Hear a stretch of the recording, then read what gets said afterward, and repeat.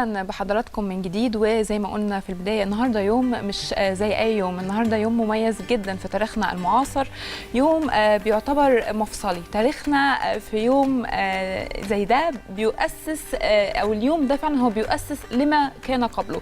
نقدر نقول قبل اليوم ده مصر كانت حاجه وبعد اليوم ده حاجه ثانيه خالص. في اليوم ده الضباط الاحرار قرروا وغيروا نظام الحكم من ملكيه الى جمهوريه، بكده تكون الجمهوريه الاولى في تاريخ مصر الحديث كانت على ايدين الضباط الاحرار، واللي انهوا حكم اسره محمد علي، واللي امتد حكمها منذ عام 1805 حتى قيام دوله يوليو.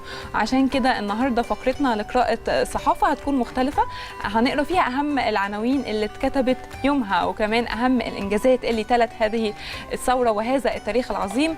ويا رب تعجبكم. وخلوني طبعا اسمحوا لي ارحب بضيفنا العزيز جدا في الاستوديو، الكاتب الصحفي الاستاذ احمد رفعت. صباح الخير وكل سنه حضرتك طيب. اهلا بيك يا استاذ احمد ومنورنا، ويوم سعيد ويوم عيد النهارده زي ما بنقول كده، وحضرتك طيب. يعني عايزين نبدا بقى مع حضرتك استاذ احمد، بس قبل ما نبدا فقرتنا تعالوا سريعا نشوف تقرير وعن منشطات الصحافه كانت زمان بتقول ايه، ونرجع لحضراتكم مره ثانيه.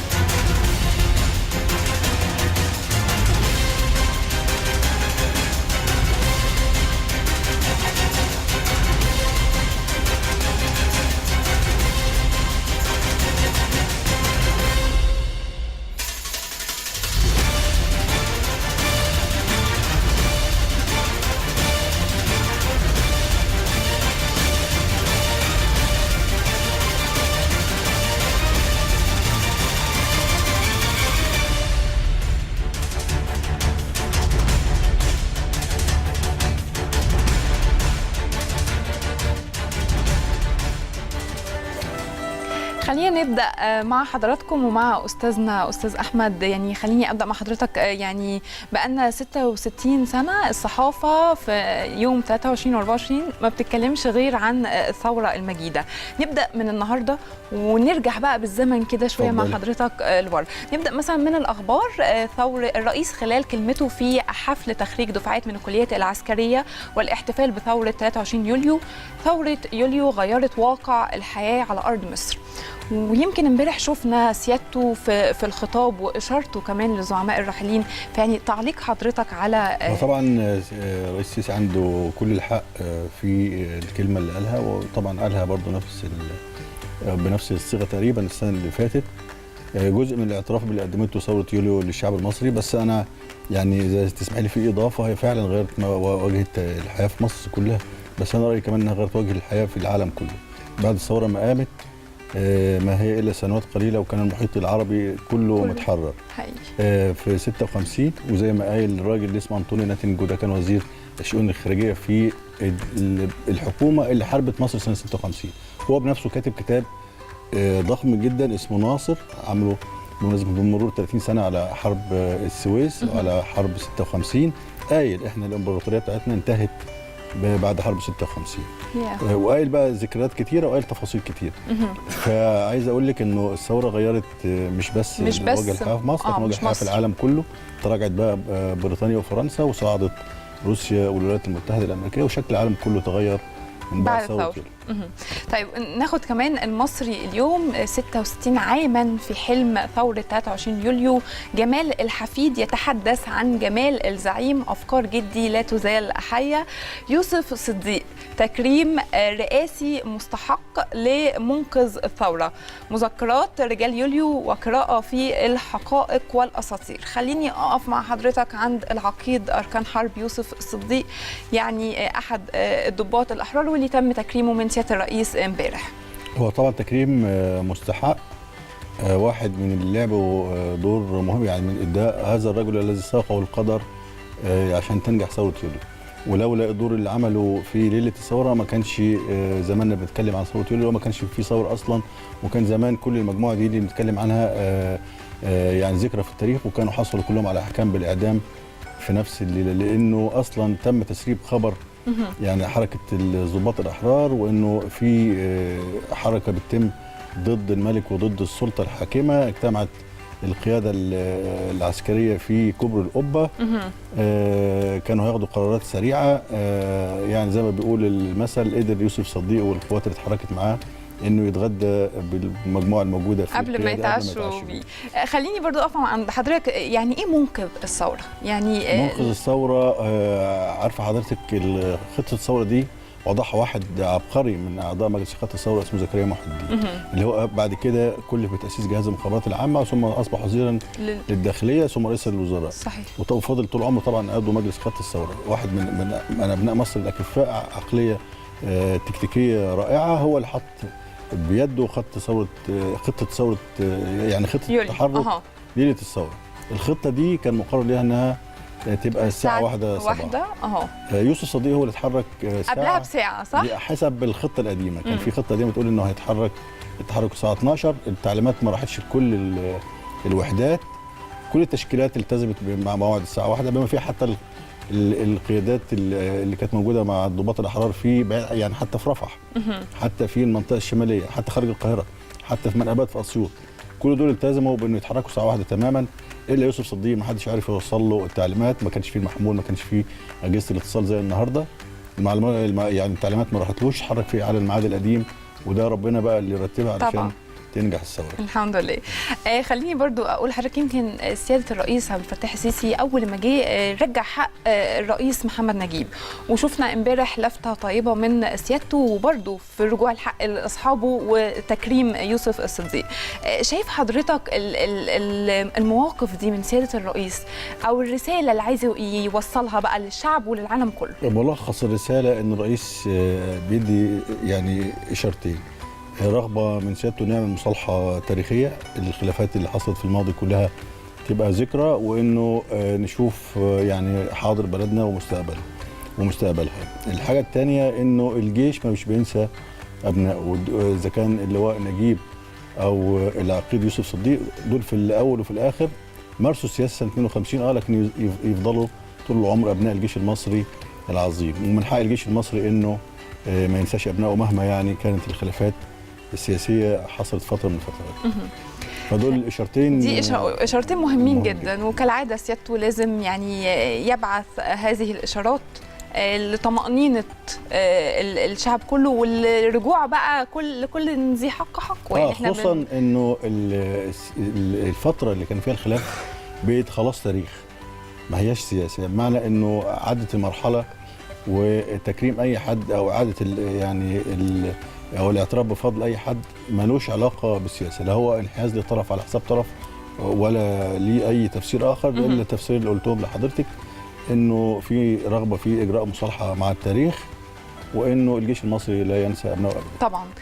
خلينا استاذ احمد نرجع بقى لمانشيتات الصحافه. اتفضلي. زمان، ونحكي الحكايه من اولها كده، وخلينا نبدا مع حضراتكم من جريده المصري اللي كانت مهتمه بنشر ادق التفاصيل، وكانت يومها نشرت عنوان بيقول: اعلان الجمهوريه، الرئيس نجيب يتولى رئاسيه الجمهوريه ورئيس مجلس الوزراء، وجمال عبد الناصر نائب رئيس ووزراء ووزير داخليه. يعني زي ما بنتكلم كده، احنا رجعنا بقى بالسنين ورا خالص، يمكن 66 سنه ولا حاجه. هو كده رجعنا 65 بعديها بسنه. كيف حضرتك شايف الصحافه اتعاملت ازاي وقتها مع الثوره؟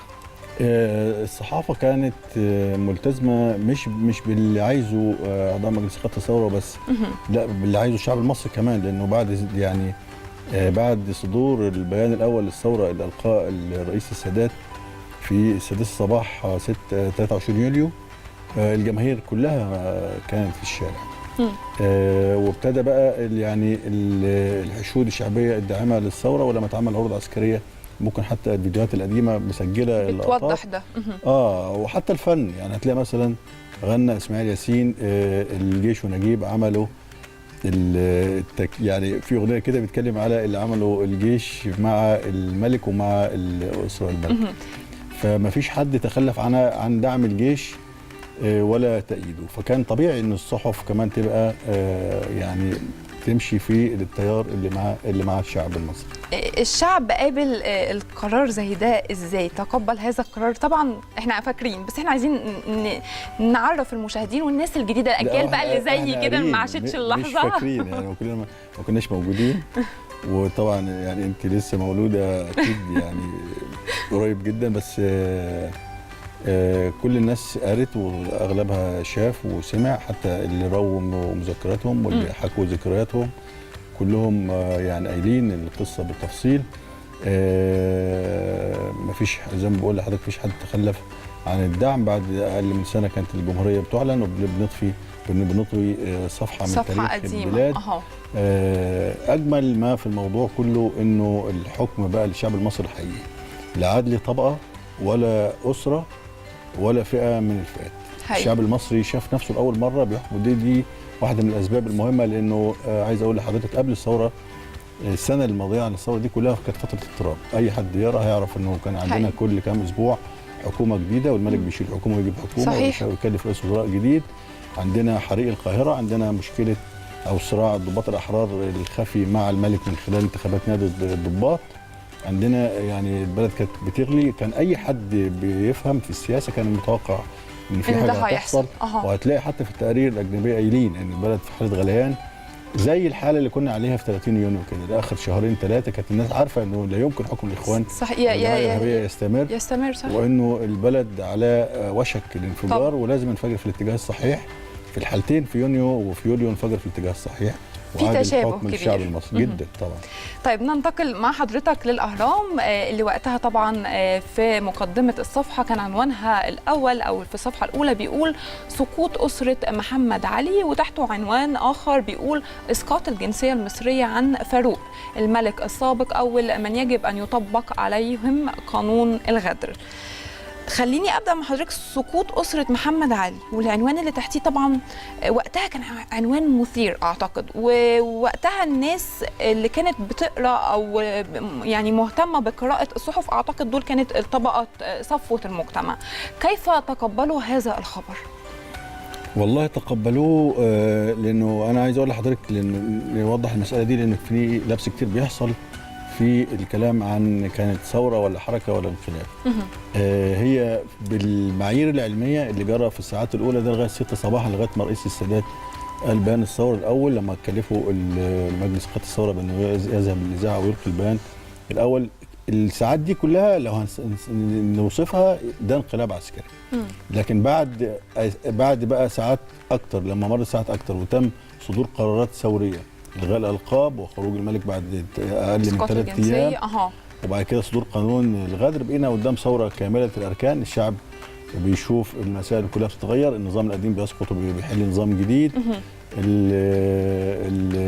في قرارات بعد شهرين بالاصلاح الزراعي، وبالتالي في قرار باعاده توزيع الثروه على اغلب المصريين، وبالتالي رحنا لثوره حقيقيه. المجتمع بيتغير وبقينا قدام ثوره، لا هي بقت حركه ولا بقت انقلاب.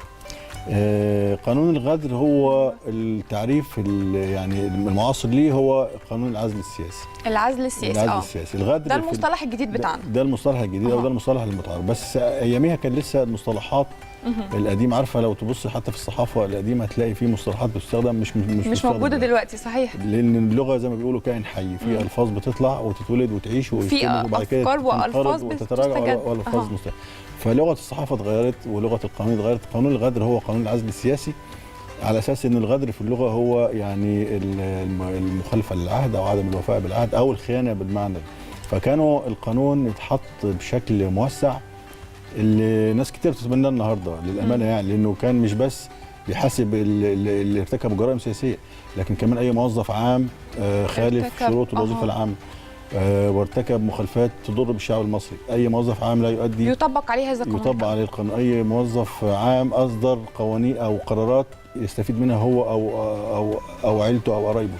اي موظف عام انحرف بمخصصات الوظيفه او استغل نفوذه.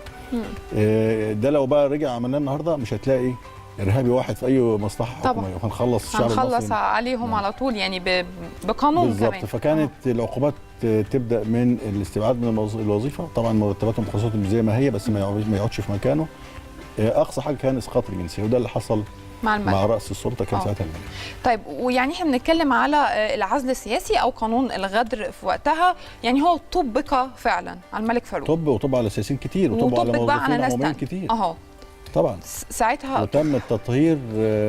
يعني مثلا حد وزير او تقدم بمشروع ممكن تستفيد بيه شركاته الخاصه، ده اتحاسب حتى لو ما فيش يعني جريمه جنائيه بالمعنى التقليدي او ما فيش حاجه تمسكيها عليه، لكن ثابت يقينا انه قدم مشروع ممكن تكون شركاته الخاصه او مصالحه استفاد من القانون، اتحاسب. ما فيش حد.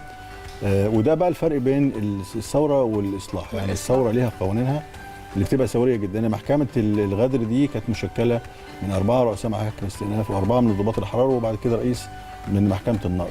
طبعا دي محكمه استثنائيه لان ما فيش، المفروض ما يبقاش ضباط اعضاء في المحكمه، لكن دي محكمه استثنائيه علشان الثوره تقدر تنجز مهام سريعه وتكسب وتحرق وقت كتير، والا ما كانش عملت حاجه. طبعا. وحضرتك انتقلت لنقطه ثانيه وخليني اتكلم مع حضرتك فيها باستفاضه اكتر، ونذكر بقى مكتسبات الثوره او الاصلاح اللي تم. انا ولا مره اتكلمت على اللي عملته الثوره وقدرت يعني لا المقال يكفي ولا الوقت بيكفي طبعا ولا. ولذلك خلينا في القيم العليا انه اول حاجه زي ما قلنا الشعب المصري لاول مره بيلاقي نفسه موجود وابنائه موجودين في السلطه. ابناء الضباط الاحرار دول اللي دخلوا الكليه الحربيه سنه 38 كانت الدوله او الحكومات وقتها بتجهزهم عشان او تجهز غيرهم علشان تسفرهم يحاربوا في الحرب العالميه الثانيه. ما كانش يعني حبا في ابناء الفلاحين ولا ابناء الطبقه المتوسطه، كانوا حتى عشان كده الدفعه دي كلها والدفعات دي اللي عملت الثوره كلهم ما خدوش ال4 سنين اللي بيدرسوهم في الكليه الحربيه، خدوا 9 شهور وتخرجوا عشان مستعجلين قوي، عشان مستعجلين مش عايزين يبعتوا ابناء الكبار والباشوات والامراء، لكن عايزين يبعتوا اولاد الشعب الدفعات الجديده بقى. ايوه القدر بقى يشاء ان هم دول اللي يرجعوا للشعب المصري حقوقه بعد كام سنه يعملوا الثوره. فعشان كده كان المصريين مبسوطين جدا انه شايفين ابنائهم ده دول ولادهم فعلا، حد منهم وحاسس بيهم بالظبط. سريعا بقى اتعمل بقى الاجراءات اللي عملت تكافؤ الفرص. من حق كل الناس تتعلم، من حق كل الناس المتفوق ياخد فرصته في الذهاب الى بعثه للخارج ويرجع بقى من اول مدير عام، من اول الى طبيب الى وكيل نيابه، من حقه يبقى ضابط في الجيش بلا شروط طالما الشروط الموضوعيه متوفره فيه، يعني المجموع والمؤهلات الثانيه. من حقه يرجع بقى. وبقوا وزراء فعلا، عندنا وزراء من ابناء العمال والفلاحين عشان يبقى في تكافؤ فرص اكتر. طبعا الفلاحين مظلومين سنين طويله، 70 سنه احتلال وقبلهم سنين طويله الاسره الملكه اسره محمد علي صادرت كل اراضي مصر وبقت ملكها لوحدها. لما رجعت لهم اراضيهم تاني في بقى ممارسه سياسيه لازم تحصل، في نواب لازم ينتخبوا. ما كانش ينفع ان نحط الفلاح الغلبان ده اللي طول عمره حقوقه ضايعه قدام الباشا السابق او الاقطاع السابق في مواجهه واحده، فكان لازم ده يتحصن. فتعمل لهم نسبه 50% عمال الفلاحين. يعني الحاجات دي ما اتعملتش اعتباطا، كانت اتعملت عشان الناس دي يتم مساواتها او ان احنا ناخدهم او دعمها، صح، او نضمن انه جزء منهم يتمثل بالقانون وبالدستور. وبعد كده العمال رجعت لهم حقوقهم، اتعمل لهم عدد ساعات العمل، اتعمل لهم عدم الفصل التعسفي، كل ده اتلغى. ما كانش موجود قبل كده انه كان ممكن العامل ده يشتغل 16 ساعه في اليوم مثلا، اتعمل حد اقصى من 6 ل 8 ساعات. اتعملت التامينات الاجتماعيه، دخلنا في 64 لغايه ما وصلنا للتامين الصحي. عايز اقول لك الاجراءات خلت الشعب المصري يحس انه طبعا موجود، يعني خلينا نقول شعب يحس ان هو فعلا شعب وان هو موجود. ده صحيح. لكن البنيه بقى الدوله بقى جزء منها من اللي احنا عايشين عليه النهارده اتعمل في الفتره دي.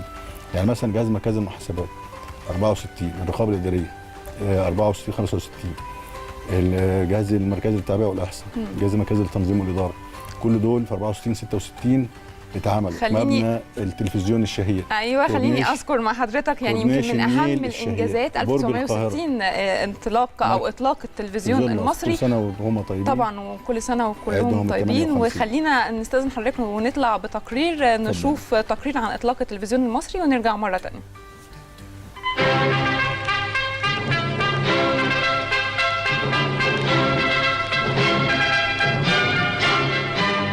زي النهاردة من 57 سنة ومع إعلان عقارب الساعة 7:00 من مساء اليوم 21 من يوليو عام 1960 افتتح الرئيس جمال عبد الناصر البث الأول للتلفزيون اللي تزامن مع احتفالات الذكرى الثامنة لثورة يوليو، وذلك بناء على تعاقد مع هيئة الإذاعة الأمريكية نهاية خمسينات القرن الماضي لتزويد مصر بشبكة تلفزيونية، حيث تم الانتهاء من تشييد مركز الإذاعة والتلفزيون عام 1960.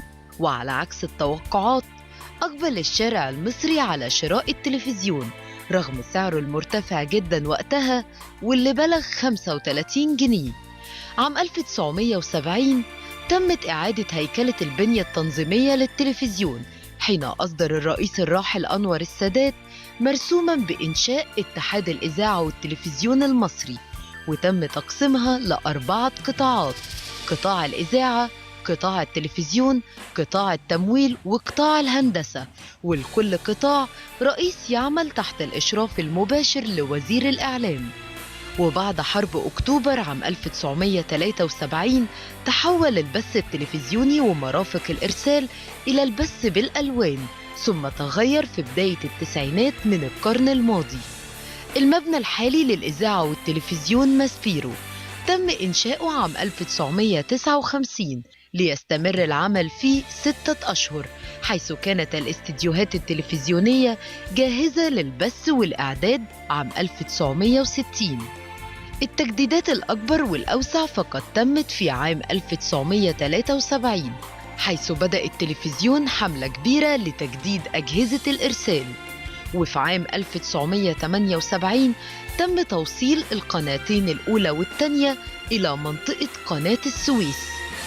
أما القناة المصرية الأولى فقد كانت أول قناة فضائية عربية حكومية انطلق بثها عام 1990، ثم قناة النيل الدولية عام 1993، والقناة المصرية الثانية كانت أول قناة عربية فضائية مشفرة عام 1996.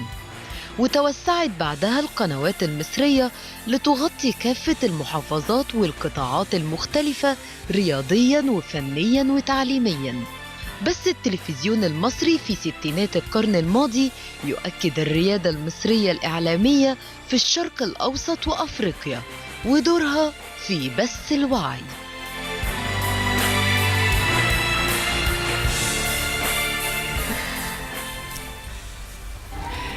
نرجع مع حضرتك استاذ احمد مع مشاهدينا. يعني يمكن كان في وقتها واحنا بنتكلم على الصحافه بقى والاعلام من 65 سنه مثلا، كان في صوره مهمه جدا وهي صوره مجمعه للضباط الاحرار برفقه الرئيس محمد نجيب.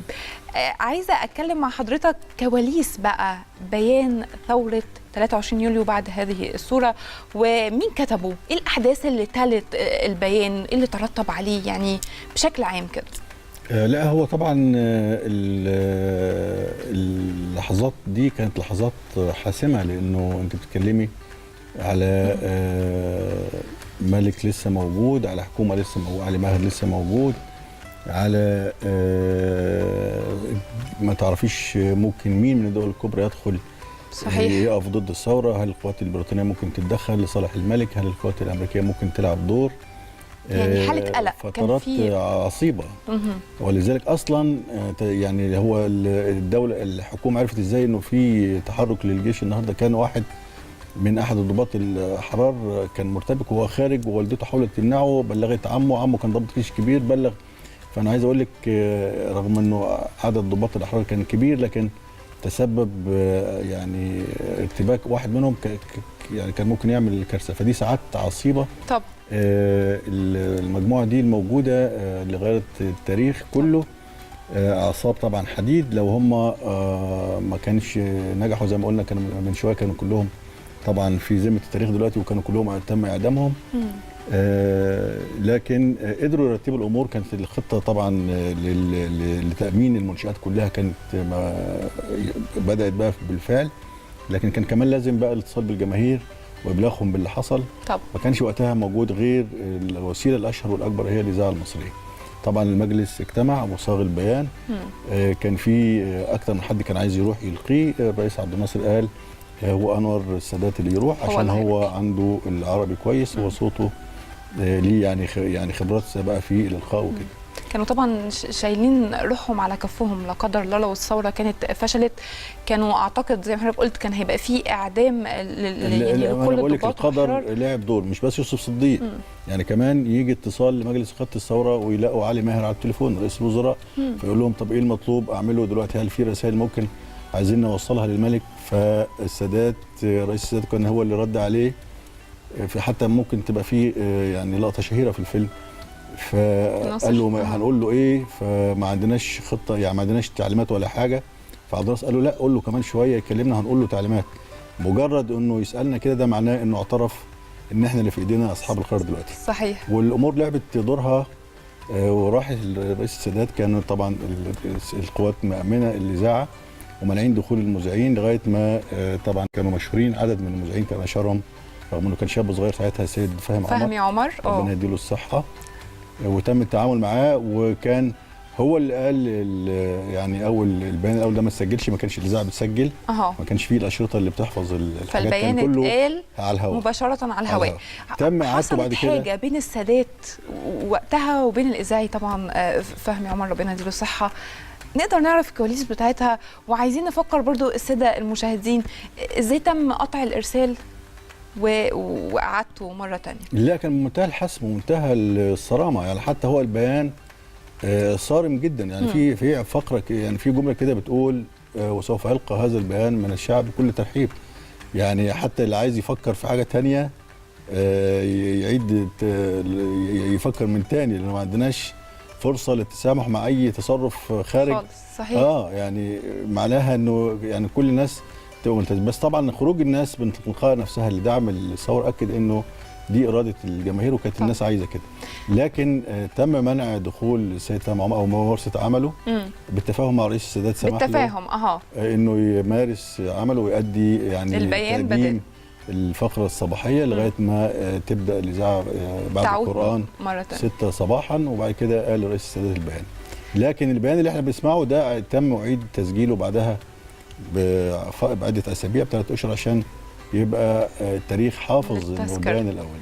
خلينا نتكلم او نروح بقى لحاجه مهمه جدا سبقت كل اللي فات ده، ويعني زي الصوره اللي كنا بنتكلم مع حضراتكم فيها، بس عايزين نقول ان كان في خطه وفي صوره هنعرضها حالا مع حضراتكم، خطه التحرك الخاصه بالضباط الاحرار بخط ايديهم، واللي قام بنشرها ساعتها واعاده نشرها تاني موقع المواطن. وزي ما حضراتكم شايفين دلوقتي دي صور من كراسه فيها بخط الايد كده مكتوب وفيها خطه التحرك.